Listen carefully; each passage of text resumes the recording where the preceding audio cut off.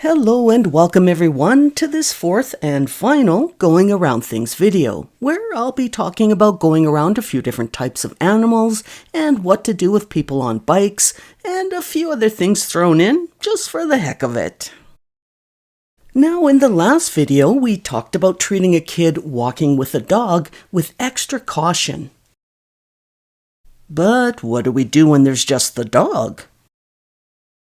Because animals can be tricky, since there's no easy way to predict what an animal is likely to do, and that's why there are so many collisions caused because someone slammed on their brakes for an animal. Now, don't get me wrong, I'm not saying don't stop for an animal. No, I am not saying that, and in fact, most of the time, you're gonna be braking before you even know you're doing it.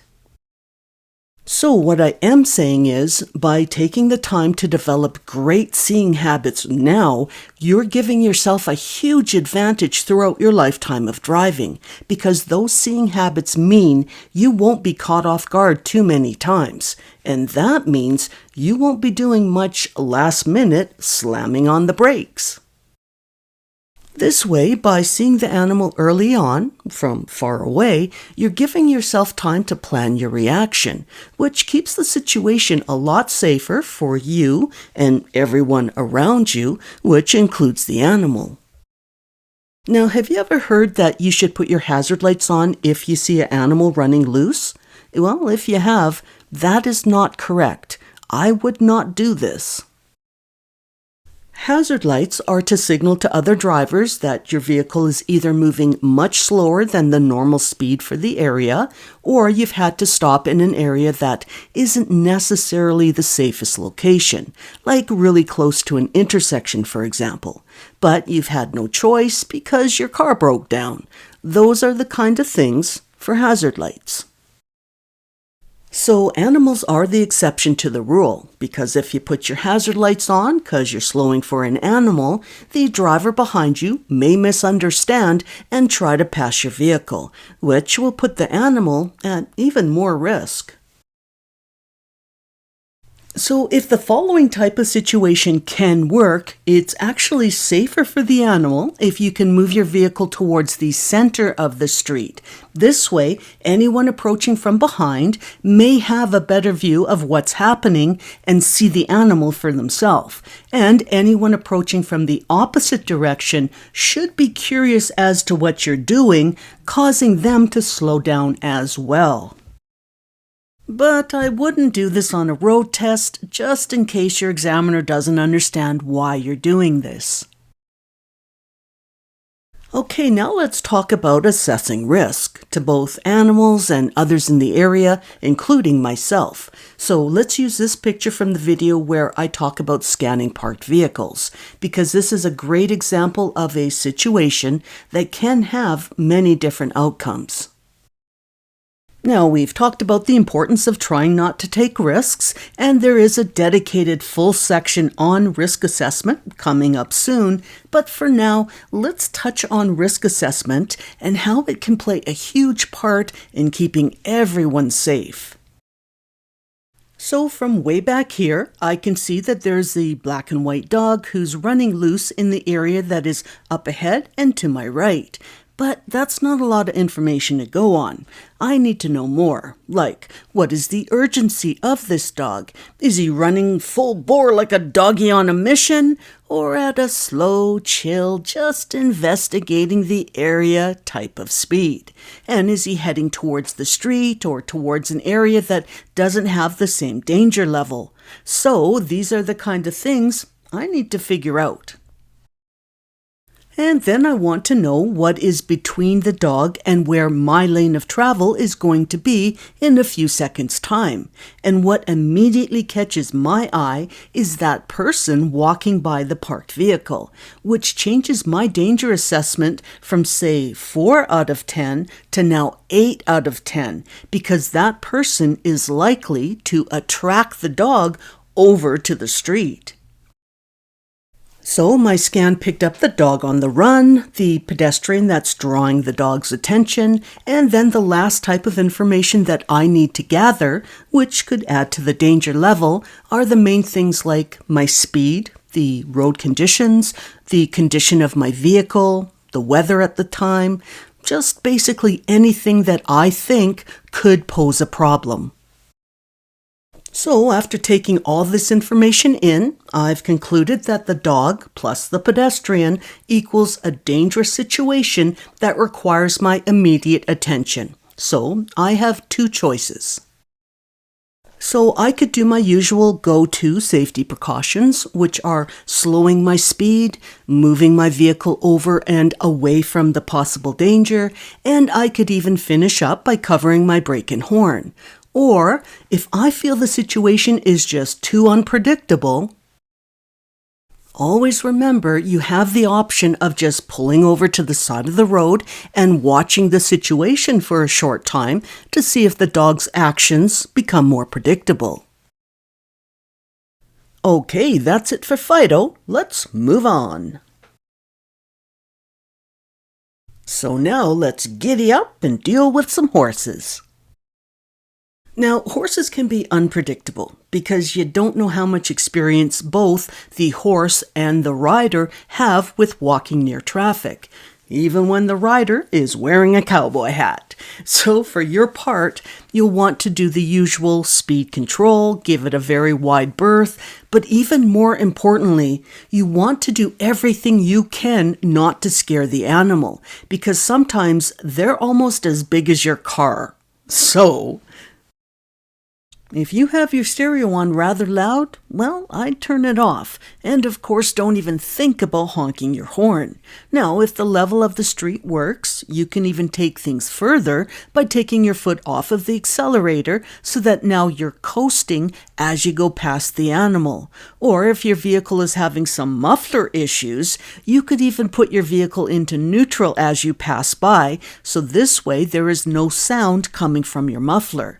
But like I said, only if the street conditions work in the area that you're driving in. Now, if you do want to go into neutral, the safest way to do that is to simply use the open palm method, which is where you just push on the shifter with your open palm. This way, there's no chance of accidentally going past neutral and into park, because by doing it this way, your shifter will stop once you've reached neutral. And then when it comes time that you want to go back into drive, you can just use the same method in the other direction. Now, I also want to look for anything else in the area that might scare the horse.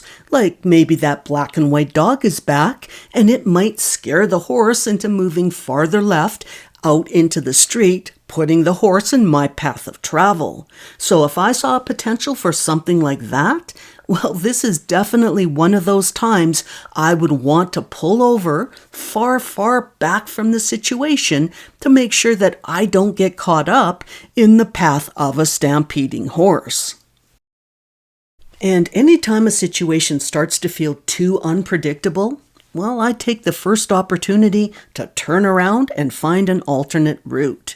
This is a great safety tool that is not utilized nearly enough. Because honestly, how often are you going to come across a horse, or a bear, or a moose, etc.? Okay, that's it with the big beasties. Let's move on. Now on to the little beasties on bicycles.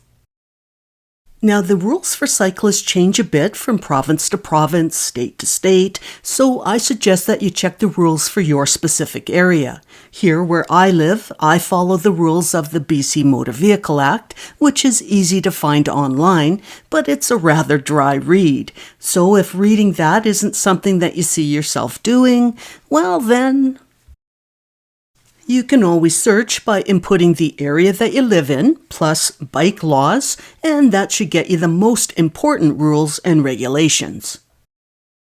Now, cyclists have to follow the same rules as all other vehicles, so you need to treat them the same way you would, say, a motorcycle. You wouldn't try to squeeze into the same lane as a motorcycle, so don't do it with a bicycle just because they're a little smaller.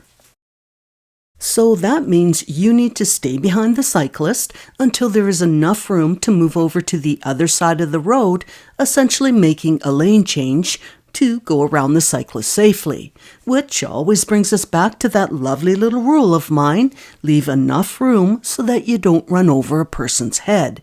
I mean, it's just good manners. Now, when you're dealing with kids on bikes, you need to be extra cautious because, as I've mentioned, kids just don't think about danger or the consequence of a dangerous action. So when I come across kids doing something like these two are doing, riding side by side, well, that tells me that they're really not thinking about staying safe, since the main rule of cycling is that riders don't ride beside each other on the roadway, which of course is for safety reasons.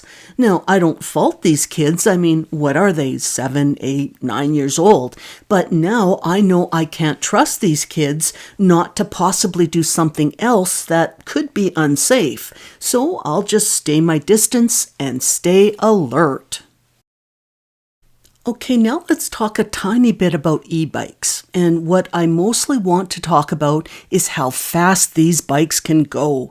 Now, a lot of countries have different caps on how fast they allow the bikes to go. For example, Canada caps e-bikes at 32 kilometers per hour. The US is 20 miles per hour. UK, Europe, and Australia are 15.5 miles per hour. So they're all fairly close.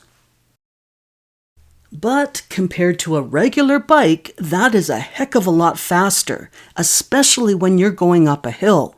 Now, normally, a cyclist can barely crack like 5 kilometers per hour going up a hill. But where I live, they could be going 32 kilometers per hour. I mean, that's a huge difference.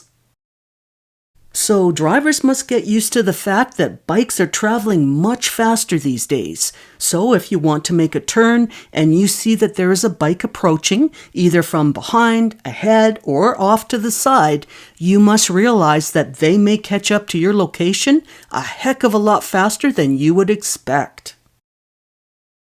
Now, because of the speed that they're capable of traveling at, and that they are quite heavy, new riders are losing control of their e-bikes quite often.